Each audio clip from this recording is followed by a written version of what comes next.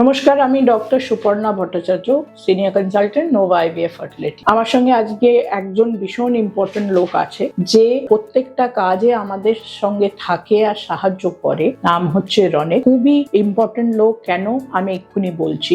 IVF চিকিৎসার এরা ব্যাকগ্রাউন্ডে থাকে, এরা কখনো পেশেন্টের সামনে আসে না কিংবা এদের কথা বলা হয় না। রনিত আমাদের বলবে কি ওটিতে আমরা ডিম বার করি, ওটিতে ও কতটা আমাদের সাহায্য করে। এক, দ্বিতীয়ত আরেকটা কথা রনিত আমাদের সঙ্গে একটু শেয়ার করবে কি ল্যাপারোস্কোপি যখন আমাদের ইউনিটে হয় তখন রনিত কতটা ইম্পর্টেন্ট রোল প্লে করে, সেটা রনিতের মুখ থেকেই আজকে আমরা একটু শুনবো। নমস্কার, আমার নাম রনিত রায়। আমি একজন ওটি টেকনিশিয়ান নোভা আইভিএফ ফার্টিলিটিতে। আমার কাজ হলো অপারেশন থিয়েটারে চালানোর জন্য, ডক্টরের কাজ করার জন্য বিভিন্ন মেশিন পত্র সাহায্য লাগে, যেটা তাদের কাজকর্মতে সাপোর্ট করে। মেশিন পত্রগুলোকে সঠিকভাবে পরিচালনা করা আমার কাজ। আর নোভা আইভিএফ ফার্টিলিটিতে অনেক উন্নত মেশিন পত্র নিয়ে আমরা কাজ করি। আমি এই ওভাম পিকআপ, এমব্রায়ো ট্রান্সফার বা ল্যাপারোস্কোপি, হিস্টোরোস্কোপি এরকম প্রসিডিওর গুলোতে যে বিভিন্ন মেশিন আছে সেই মেশিন গুলোকে সঠিকভাবে পরিচালনা করি। আমি তাহলে